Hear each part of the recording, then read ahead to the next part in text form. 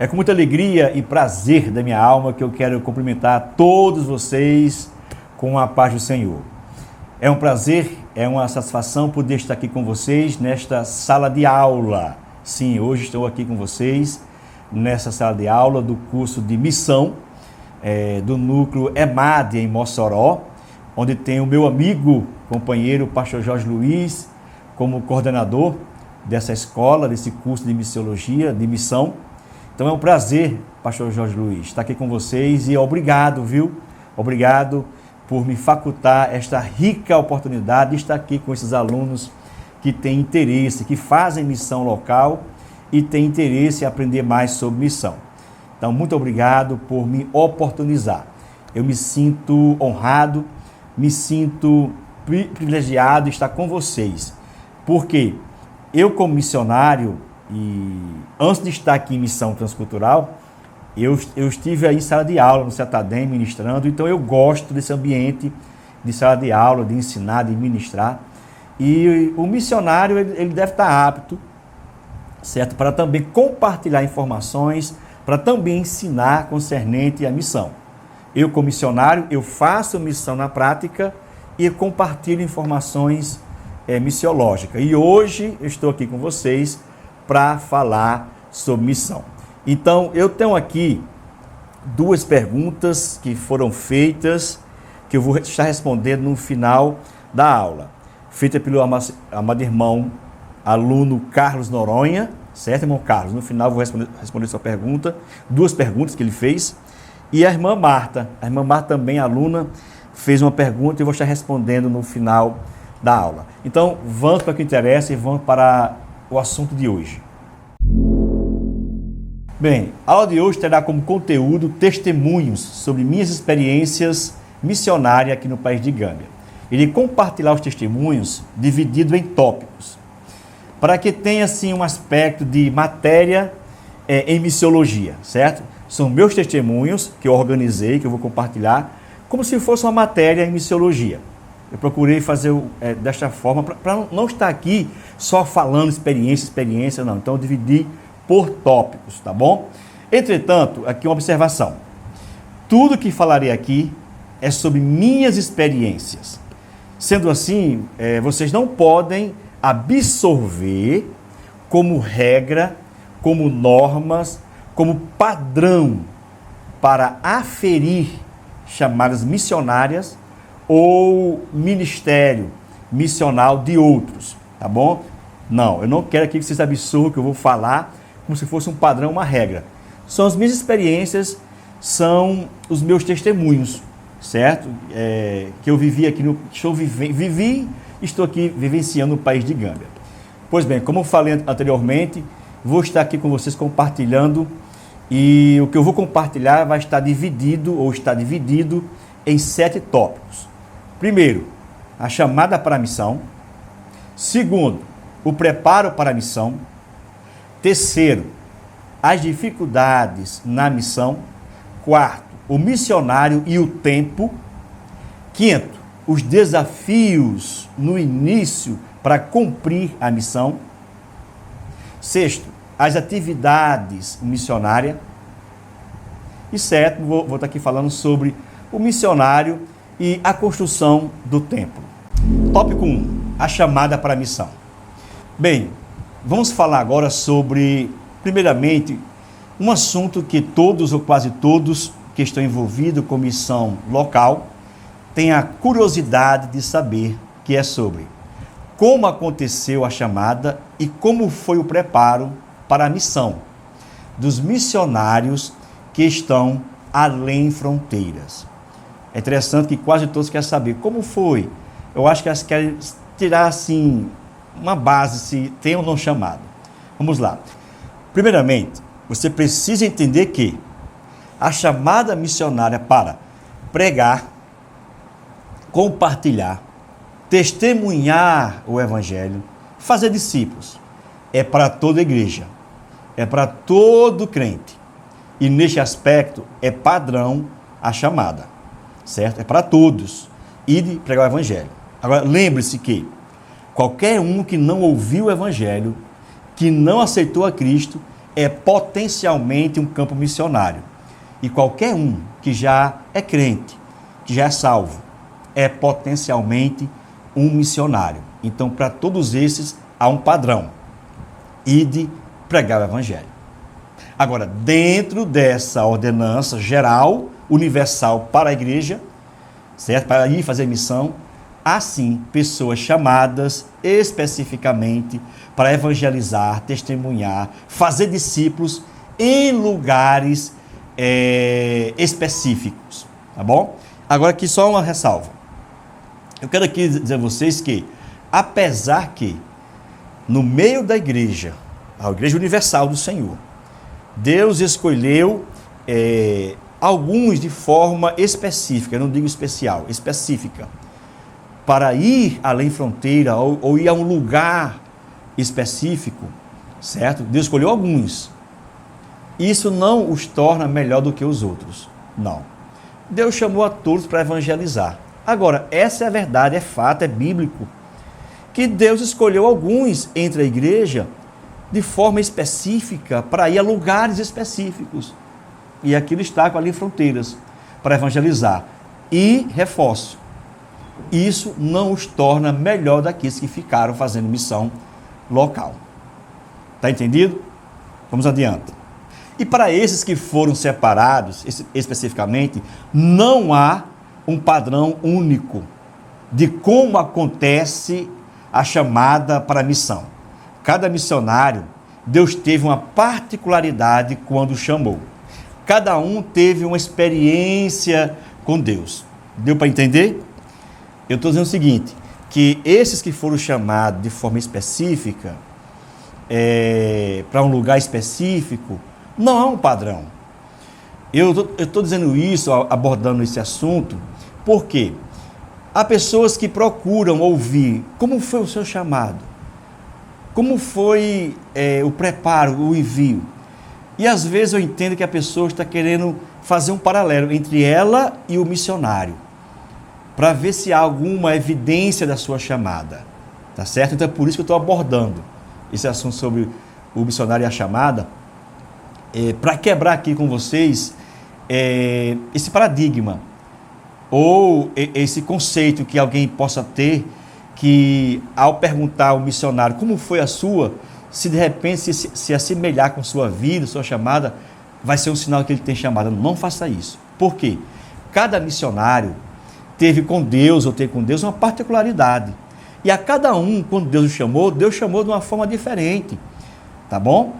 Eu vou aqui falar a minha experiência agora, como foi que Deus me chamou, e vou fechar mostrando para vocês que isso não é obrigado a acontecer com todos, tá bom? Então, a minha chamada missionária, a minha convocação propriamente dita para a vida integral no ministério em missão, aconteceu no ano de 2014.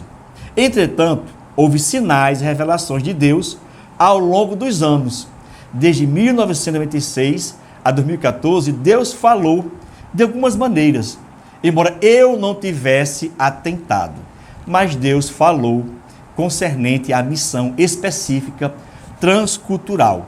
Eu só não tinha atentado, tá bom? Então veja, a minha chamada, o meu envolvimento de forma integral na missão, no ministério missional, aconteceu em 2014, foi quando eu fui separado para realmente agora viver de forma integral, tá bom? Mas de 1996 até 2014, Deus falou, Deus ia mostrando a cada sinal. As confirmações no decorrer dos anos iniciaram-se em 26 de agosto de 1996, quando aceitei a Cristo, pela madrugada. Eu vinha de 2, 3 dias de drogas, álcool, e nessa madrugada eu me via dentro de um galpão enorme, certo?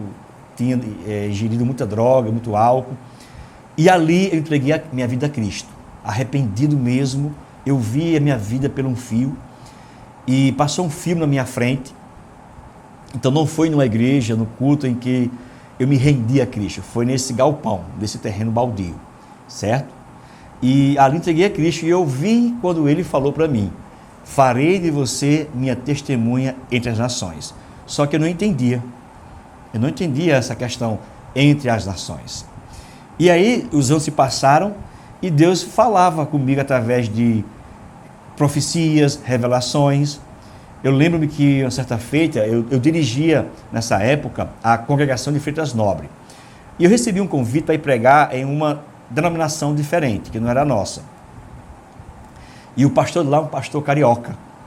E eu me lembro que quando eu terminei de pregar, eu subi na minha moto, que eu tinha uma Vespazinha vermelha, e o pastor veio até mim e falou assim: pastor, eu quero lhe entregar algo que Deus me mostrou quando você estava pregando. E disse o pastor: eu vi na sua retaguarda, atrás de você, eu vi várias bandeiras. Pastor, e eu vi, Deus me mostrou você pregando em inglês, pastor. Se prepara, Deus vai te levar fora, as nações. Bem, eu só ouvi, irmãos. Eu não ia agir com falta de ética, antiético, não ia ser antiético, em zombar do pastor. Eu guardei calado, mas comigo mesmo no interior eu zombei. Eu disse: ora se eu vou pregar fora do Brasil. Eu mal falo português, eu vou falar inglês, vou pregar inglês. Isso é conversa, isso é carne pura. Eu disse comigo mesmo: isso é carne, isso não é de Deus, não. O que eu quero para a minha vida ministerial é outra coisa. Bem, foi um sinal.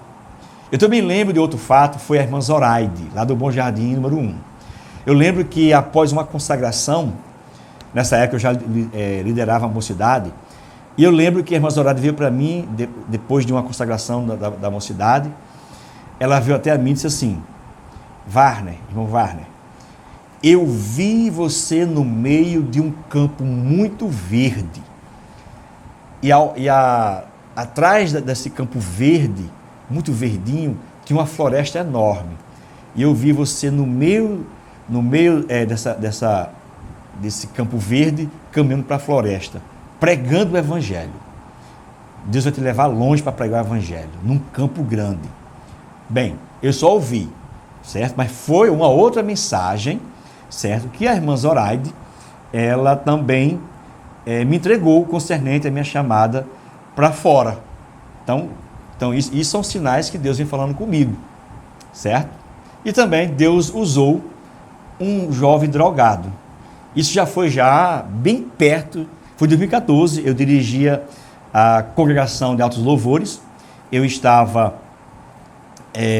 depois, eu fiz uma semana festiva de missão. Era uma conferência missionária, uma conferência. E eu chamei vários pregadores, inclusive o pastor Miranda e o pastor Vicente.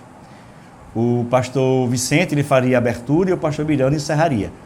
Só que houve uma troca e o pastor Miranda veio fazer a abertura. Ele, Manúbio, eu estava na porta recepcionando, como sempre eu fazia na congregação. E quando eu vi o pastor Miranda chegando, eu disse: vixe, houve algum imprevisto. E ele chegou e disse: irmão Wagner, eu estou aqui porque o pastor Vicente, eu tenho um compromisso sábado, não vou poder. Então eu perguntei com o pastor Vicente. Eu disse: sem problema, pastor. E naquele dia o pastor Miranda, Deus usou. Foi naquele dia que Deus usou para falar algo bem interessante, que eu guardei as 7 chaves no meu coração. Porque eu queria ter de Deus a prova, a confirmação, se o que eu senti no meu coração era dele ou era algo mesmo de desejo de um obreiro, só de querer. Porque tem a chamada de Deus e tem um desejo até às vezes carnal, de querer uma posição. E eu queria saber se isso era meu ou se era de Deus. E eu guardei, nunca disse a ninguém: Senhor, eu nunca vou pedir a nenhum pastor para ir para campo, para ir para a igreja. Nunca vou pedir, porque eu quero saber se isso que eu sinto, que o Senhor falou, é de ti. Porque se eu pedir, eu não vou saber se é de Deus. Eu vou estar assim: deixa eu ir para o campo. Eu não sei se foi Deus ou se é vontade minha. Porque já houve casos de pessoas que pediu, padeceu e voltou, porque Deus não tinha chamado. Então eu queria isso, né? Guardei no coração. E neste dia, meus amados irmãos, eu lembro que o pastor estava pregando, ele começou a embargar a voz, ele embargou a voz, trêmula, ele se vira para mim atrás do púlpito e diz assim para mim: irmão Wagner, Deus me diz que você tem uma chamada. Quero ter o privilégio de enviar você e sua família. Quando você não mais aguentar essa chamada guardada aí no seu coração, a 7 chaves, você me procure, porque eu quero lhe enviar. Eu vou lhe enviar, quero ter o prazer de enviar. Mas Deus me diz que você tem uma chamada. Irmãos, ainda hoje, eu trago comigo assim, uma emoção, porque é forte. Você guarda no coração e de repente você vê Deus honrar aquilo que você pediu a Ele em segredo. Enfim, isso foi na semana que eu fiz a campanha de missão, né? A conferência missionária. Nessa mesma semana, o pastor Laércio, ele pregou. Ele é um dos palestrantes. Eu lembrei que ele tinha experiência em Moçambique. Acho que foi em Moçambique. Foi em Moçambique.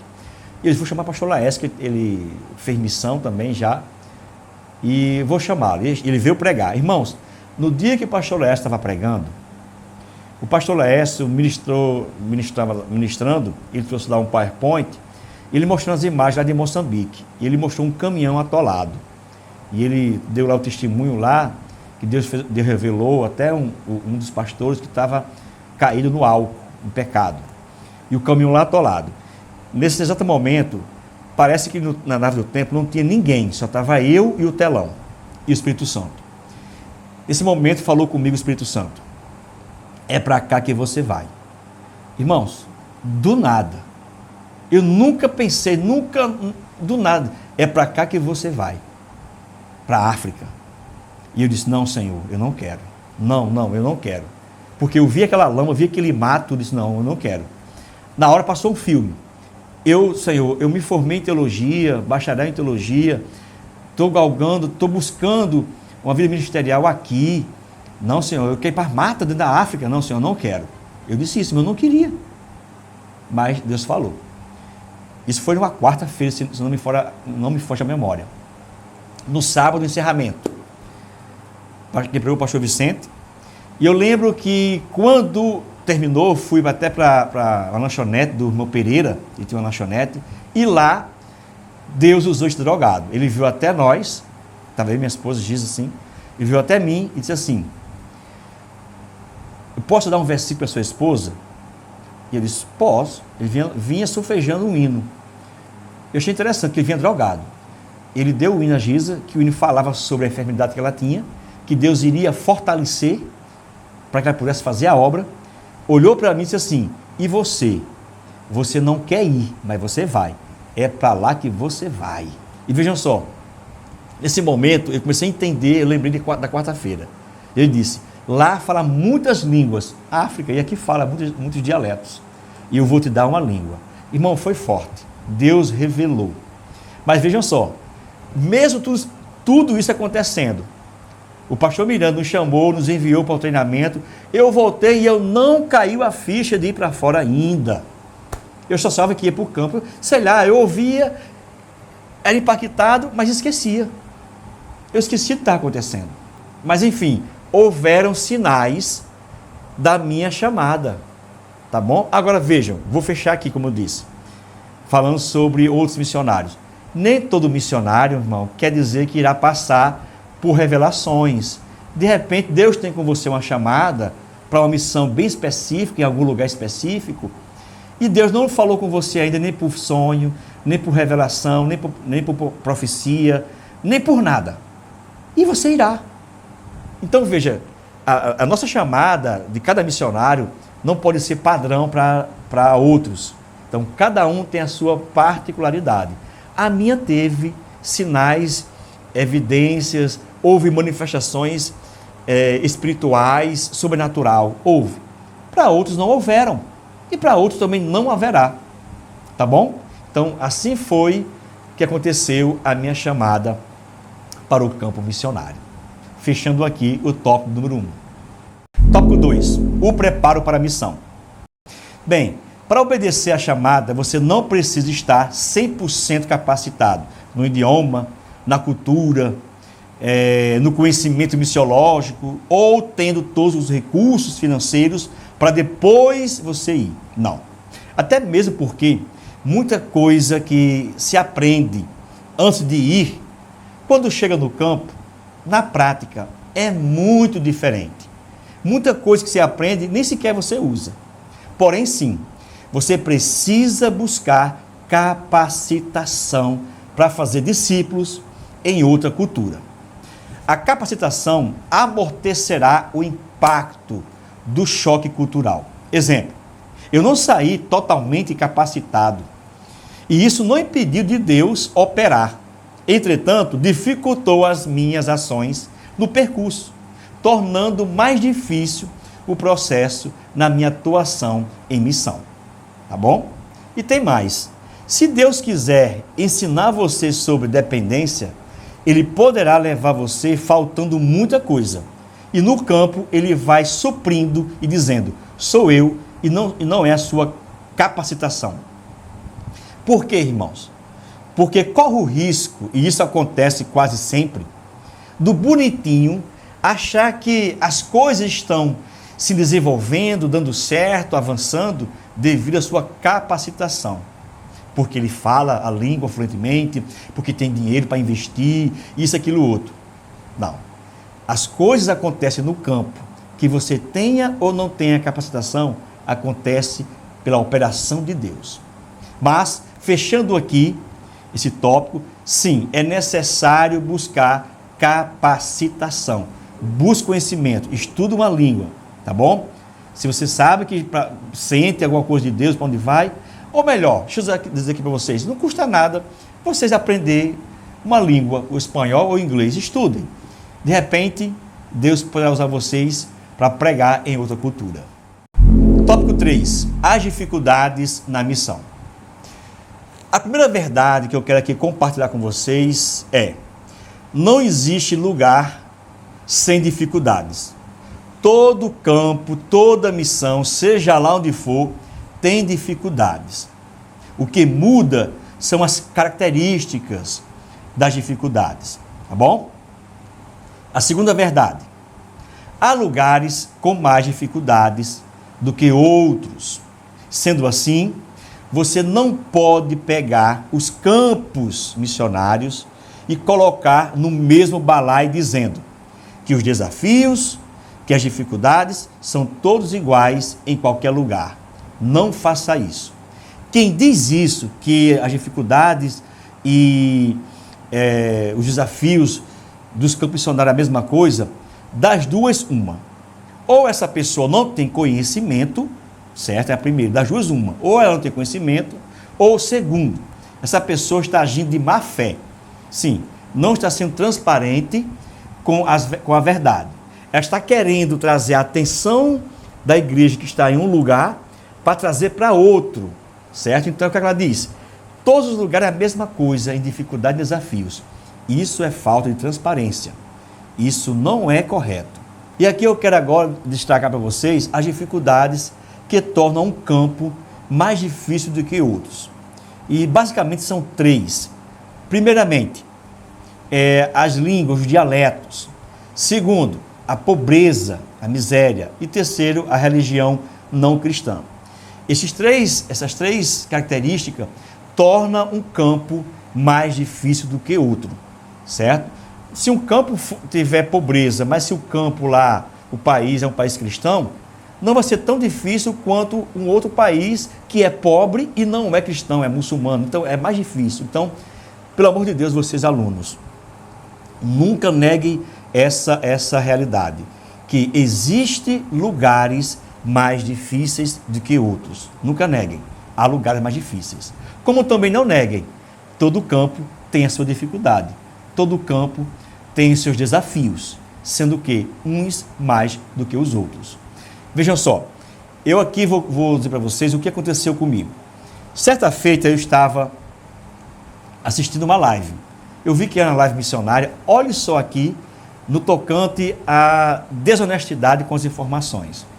E eu vi que os dois pastores já estiveram no campo transcultural, os dois pastores trabalham com missão, e eu fui assistir a live. Olha só o que os dois falaram. Eu acho que naquele dia os pastores, eles combinaram, tipo assim, hoje nós vamos descer a lenha na África e vamos ter que trazer aqui os holofotes para a Europa. Eu acho que eles combinaram. Por quê? Foi interessante. Ambos descer o cacau, como se diz na África. É porque o povo fala da África, que a África é difícil, que a África tem desafios, assim, e começaram. Mas, irmãos, você não pode ver só isso, porque na Europa é difícil tanto quanto. Aí, veja, é difícil tanto quanto, tem desafio tanto quanto, é a mesma coisa. Aí, quando fechou na mesma coisa, irmãos, eu fiquei assim, meu Deus, como é que esses homens que entendem de missão, estão envolvidos com missão, já estiveram fora em missão, dizem que missão na África é a mesma coisa de missão na Europa. Como é que chega a esse ponto? E eu sei que não é falta de conhecimento. Eles estavam agindo com desonestidade. Por quê? Porque na realidade, irmão, existe, certo? Existe o olhar da igreja, escute só, existe o olhar da igreja voltado para continentes, eu não estou só botando aqui a África, continentes pobres, certo? Vive miséria, em guerra, como a Ásia, como o Oriente Médio, África, certo? Esses lugares têm um olhar, têm mais olhares, certo? Atrai mais olhares, entendeu? E missão da igreja principalmente. Existe sim aqueles que usam a pobreza, a miséria para se promover, existe. Mas, no geral, são lugares que precisam realmente. Aí a igreja se volta para esses lugares, carência. O próprio Jesus falou, e aos pobres é pregado o evangelho. Quem falou foi Jesus, e aos pobres é pregado o evangelho.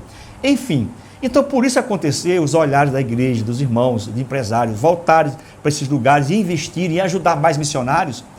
Aí alguns que têm também investimento missionário na Europa, querem arrancar os olhares da igreja, desse lugar, e colocar na Europa. Aí o que é que fazem? Dizem que é a mesma coisa. Olha, irmão, é a mesma coisa, aqui também sofre, aqui assim, é a mesma coisa. É errado usar essas palavras, é a mesma coisa.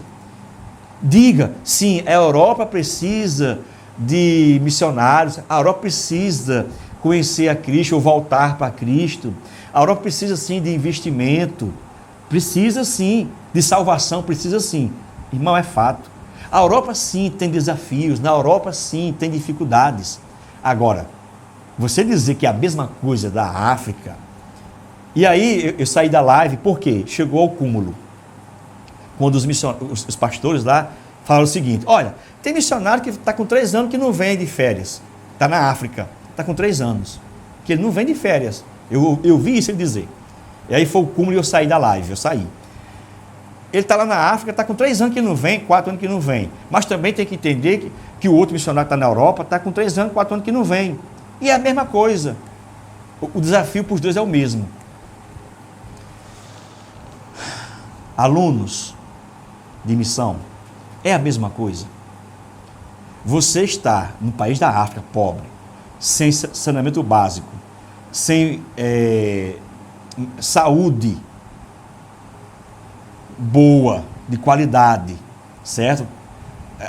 Assistência à saúde de qualidade, clima, tudo isso é a mesma coisa da Europa, irmão. Viver uma semana na África é a mesma coisa que viver uma semana na Europa. Clima, país primeiro mundo, assistência social, irmão, alunos de missão, você pastor, caso de repente no YouTube ache esse vídeo, você dizer que viver e fazer missão na Europa é a mesma coisa que fazer missão na África, ou você não tem conhecimento, ou você está agindo de má fé com alguma intenção particular, porque não é, irmãos, não é a mesma coisa.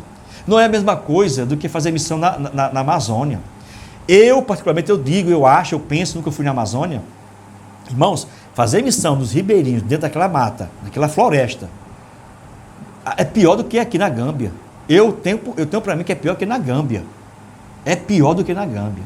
Então nós missionários que ensinamos, que pregamos sobre missiologia, devemos ser transparentes, sinceros com as verdades, para que possamos ter uma igreja equilibrada no conhecimento missiológico, tá bom? Então, há lugares, vocês alunos, entendam, todos os lugares têm desafios e dificuldades, fechando aqui, todos os lugares têm desafios e dificuldades no mundo todo. Agora, há lugares que têm mais dificuldades mais desafios do que outros. E nós? As dificuldades quando chegamos na Gâmbia. Quando chegamos na Gâmbia, as dificuldades eram as línguas, os idiomas, os dialetos, muitos dialetos, a alimentação, sim. A alimentação foi um problema para mim. Por quê? A alimentação carregada de os temperos, condimento, a cultura na culinária, da pimenta, certo? Foi muito difícil para nós. Eu tive uma infecção intestinal durante 3 dias. Quando nós chegamos na Gâmbia, fazia pouco tempo que tínhamos perdido uma amiga, uma irmã, com câncer no intestino. E vejam só, quando eu cheguei na África, 15 dias depois, eu tive uma infecção intestinal. Eu não tive febre no primeiro momento. Eu ia ao banheiro, irmãos, lá no aparelho, era sangue. Sangue. Certo? Sabe o que é isso? Sangue. Vermelho, ficava tudo vermelho. Irmãos, eu tinha perdido uma amiga há pouco tempo com câncer intestinal. Não estava tendo febre ainda. O que é que eu podia achar? Eu vim morrer na Gâmbia. Giza, meu Deus, vimos morrer na Gâmbia. Não falava nada de inglês, não conhecíamos o hospital, nada mesmo. E aí passei a ter febre. Eu tive quase 50 graus de febre. Altíssima. Eu via quase delirava no quarto. Eu via assim vultos. A minha febre altíssima. Foi quando Jesus chamou o pastor Pai Mané, ele me ungiu, orou por mim e eu fiquei curado. Mas eu fui 3 dias com infecção intestinal devido à comida. Então, para nós na Gâmbia foi um desafio a comida. Como também a cultura muito forte, a cultura religiosa, a cosmovisão, a liturgia dos cultos. Isso tudo no começo é mais difícil. Há um impacto, há um choque, um choque cultural grande, né? Você deixa a sua cultura, a sua liturgia de culto, enfim. Isso foram os desafios quando chegamos no campo. Agora, as dificuldades fazem parte do processo no campo. Porque as dificuldades nos tornam mais experientes, certo? Nos capacitando mais ainda para outras tarefas e para ajudar outros, como no caso aqui. Veja, as minhas dificuldades que eu enfrentei em Gâmbia, hoje serve como matéria de ensino para uma turma de missão, como no caso de vocês hoje. Estão ouvindo sobre experiências, por quê? Porque eu vivi. Se não tivesse vivido dificuldades, passado por dificuldades, eu não teria, não estaria aqui contando para vocês. Mas aqui eu tenho muitas experiências para dizer a vocês, devido às dificuldades que o campo tem aqui em Gâmbia. 4º tópico, o missionário e o tempo. Tudo tem o seu tempo determinado, e há tempo para todo propósito debaixo do céu. Eclesiastes, capítulo 3, versículo 1. Bem, irmãos, eu pensava que era chegar e meter a mão na massa, que já iria pregar, evangelizar, alugar um prédio para abrir um templo, e não foi. Nesse aspecto, eu me senti muito frustrado. Eu queria fazer, mas não era o tempo. Nós missionários, nós somos convidados para participar da missão. Nós não somos o dono da missão. Nós fazemos o que Ele manda e no tempo dele. E o tempo de Deus para mim foram 2 anos. Sim, passei 2 anos sentado, só ouvindo. Não me dava oportunidade, eu não conseguia fazer nada, porque nada dava certo. Até eu entender, parar e esperar o tempo. Na verdade, esse tempo foi o tempo para aculturar. Sim, eu e minha família tem que nos aculturar. Entender o país, as leis, a política, línguas, cosmovisão, costume, etc. Mas quando o tempo chega, irmãos, espere, quando o tempo chega, aí sim, Deus escancara. Deus chegou na minha vida e escancarou as portas. Deus nos levou para fazer missão, plantar igrejas do outro lado do país de Gâmbia. A você, aluno de missão, você irmão que estão aí nessa sala de aula, vejam só, espere no tempo de Deus, o tempo dele vai chegar. 5º tópico, os desafios no início para cumprir a missão. Nós moramos na cidade de Serrecunda e trabalhamos na região norte do país, tendo que atravessar o Rio Gâmbia. Irmãos, a nossa jornada semanal inicia às 4 horas da madrugada. Nos dirigimos até o porto, certo? Para pegar uma balsa. Lá nós passamos horas esperando essa balsa. Já cheguei várias vezes, não só uma, mas várias vezes, a dormir no porto. Uma dessas vezes dormi 2 noites e passei 3 dias e 2 noites. Passei nesse porto esperando, certo? Então, é uma grande dificuldade atravessar esse porto. E quando chegamos do outro lado, ainda percorremos uma estrada. E que estrada? Uma estrada muito ruim na época, no início. Estou falando aqui no início, certo? Muito ruim. Outro desafio era os policiais corruptos, sim. Irmãos, eu sofri várias vezes por um policial que sempre me parava e pegava os meus documentos, mandava sentar na cadeira e ficava lá. Quando não, ficava dentro do carro, do táxi, esperando. E ele pegava meus documentos e saía, e ficava rodando para cima e para baixo, só para arrancar dinheiro do meu bolso, só para extorquir o meu dinheiro. E ele segurava a minha carteira. Isso doía. E esse policial me marcou. Fez isso por 3 vezes. E eu orei: Senhor, eu estou indo fazer a tua missão, estou ali pregar o evangelho, evangelizar, e aquele policial me marcou e está tirando dinheiro de mim. Irmãos, eu orei. E de repente eu senti falta daquele policial. Eu perguntei ao taxista, ele disse: pastor, você não sabe. Ele foi transferido. Tiraram ele daqui e mandaram para longe. Irmão, Deus age. Mas são dificuldades que eu enfrentei no começo, certo? Porto, ainda enfrento. Ainda hoje enfrento. Mas policial corrupto, hoje bem menos. Estradas ruins, enfim. Pela madrugada, toda semana, certo? São os desafios que nós enfrentamos aqui como missionários. Também no início, nós não tínhamos transporte. Então, eu ia a pé, pegava táxi. Depois peguei uma moto emprestada. Essa moto, irmão, dava o prego no meio do caminho. Muito difícil. Depois passamos a alugar um táxi, certo? E a estrada horrível. E gastávamos 1 hora.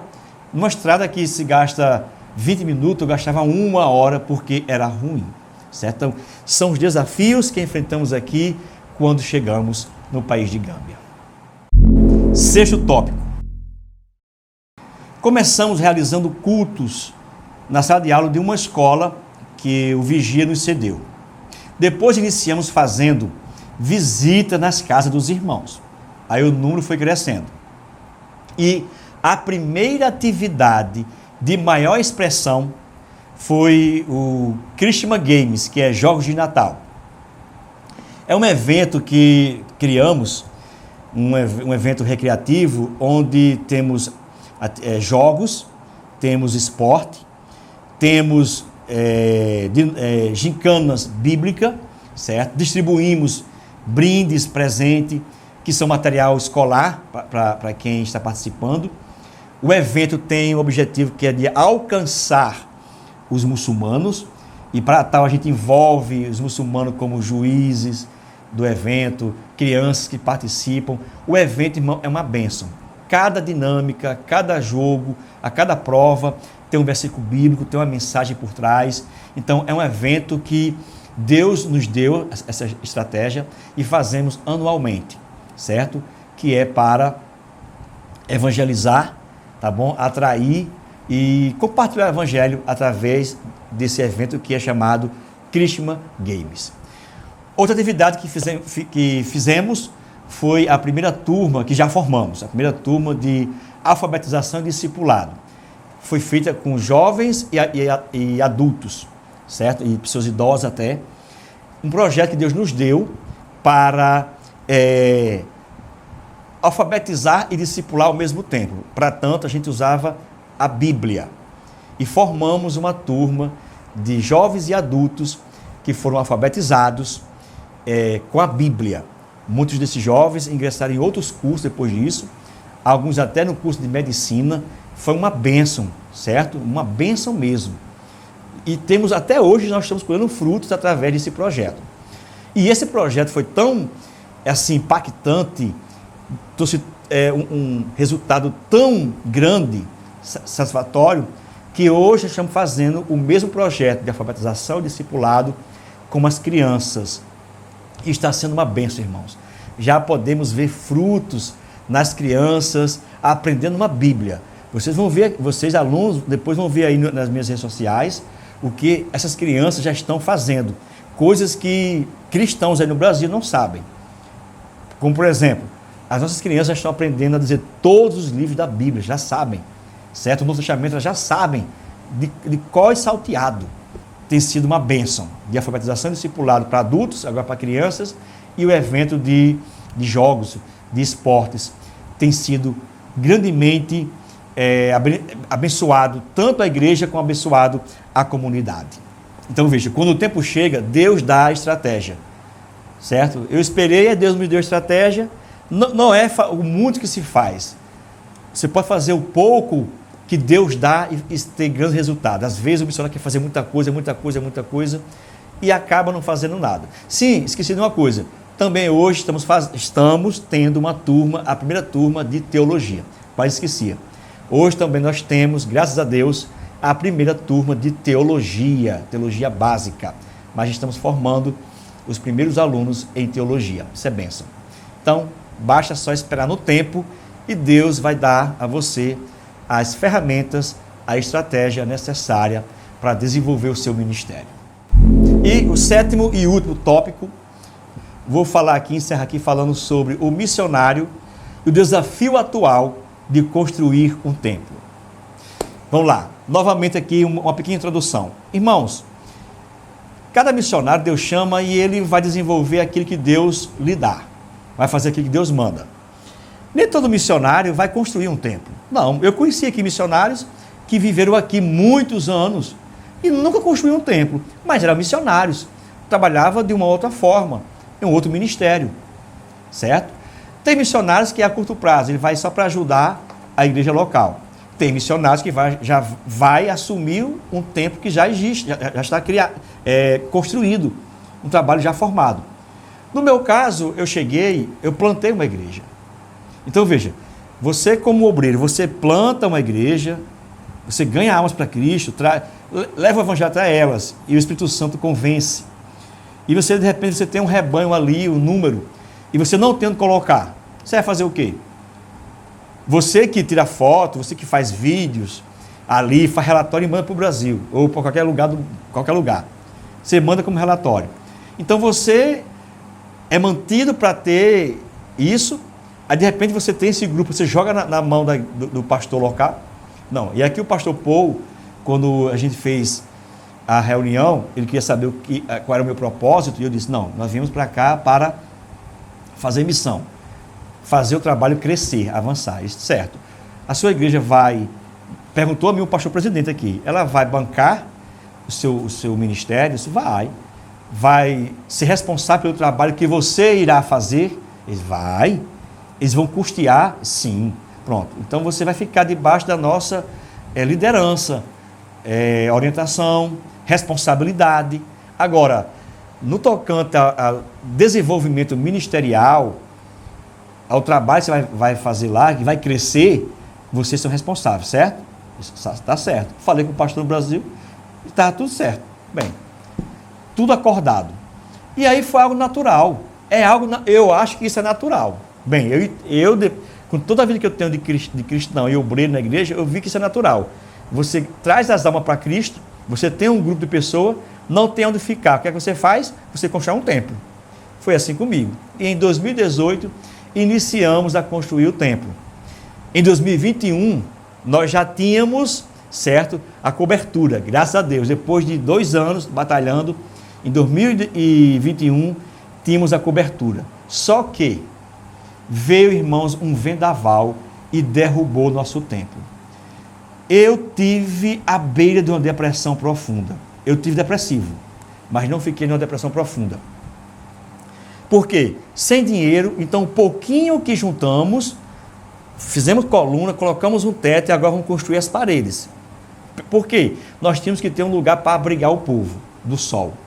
E aí, irmão, veio um vendaval, derrubou tudo, então na minha cabeça, não via nada, só via o fim do pulso. Porque não tinha mais dinheiro. Tirar de onde? Mas aí fomos ao Brasil, vendemos o nosso livro, certo? Que vocês também compraram. E você, aluno, se você não comprou ainda o nosso livro, vá até a livraria Fonte de Luz e compre. Você está ajudando na construção desse templo, tá bom? E quem comprou, obrigado. Então, vendemos nosso livro. Irmãos, temos mais da metade para cobrir agora. Fora isso, deixa eu voltar aqui um pouquinho atrás. Fora isso, em 2022 começamos uma campanha de cimento e muitos irmãos doaram cimento, saco de cimento. E reconstruímos o nosso templo, certo? Nós reconstruímos, agora fizemos ao contrário, fomos pelas paredes, fizemos toda a base, paredes, e hoje estamos precisando de um teto. Sim, mas já temos mais da metade. Estamos bem pertinho da vitória e termos o nosso templo concluído. Eu peço aqui que vocês orem por nós, nos ajudem em oração, certo? Se também quiser ofertar, se não quiser comprar o livro, mas só ofertar, também pode ofertar, tá bom? Nos procure e deixaremos nosso Pix com você e você fará a oferta para que possamos concluir esse templo, porque é algo que nós sentimos devedor a essa igreja que nós plantamos. Amém? Agora aqui só nos resta agradecer. Eu quero aqui agora responder a pergunta do amado irmão, primeiro Carlos. Carlos Noronha fez duas perguntas. Qual a maior dificuldade no processo da aculturação? Isso. Qual foi a maior dificuldade no processo da aculturação? Irmão Carlos e amados alunos, a maior dificuldade que eu tive foi com a língua, certo? Foi com a língua. É a maior dificuldade na aculturação, é a língua. E o choque de cosmovisão. Segunda pergunta. Quais as maiores dificuldades, desafios para formar obreiros? É a cultura. Aqui tem a cultura de valorizar apenas os mais velhos. Os mais jovens é difícil. E os 2 obreiros que eu tenho são jovens. Então, é difícil formar obreiro em uma cultura que é muito forte, uma cultura muito antiga, de valorizar os mais antigos, os de cabelo branco. E os meus jovens obreiros, e eu tenho apenas 2 obreiros e são jovens. Então, a cultura é muito difícil para formar obreiro. Amém?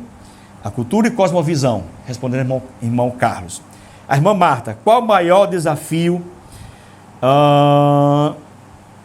Qual o maior desafio quando nós chegamos no campo? Né? O maior desafio é a comunicação. Ainda mais em um país que fala vários idiomas. A comunicação é o maior desafio aqui. Ainda é, porque tem o dia que eu chego, não falo inglês, é um desafio. Tem que ter alguém para traduzir. Amém?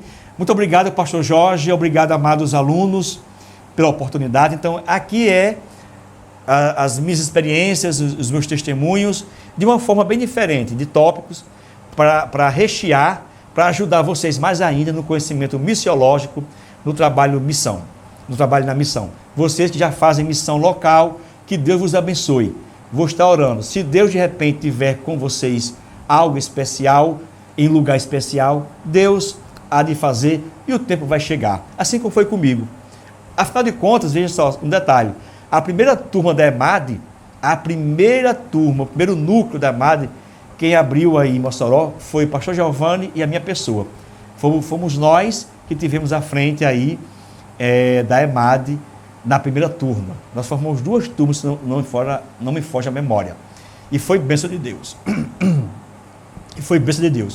Muito obrigado, a paz do Senhor, e até a próxima, se assim o Senhor nos permitir. Amém? Pastor Jorge, forte abraço.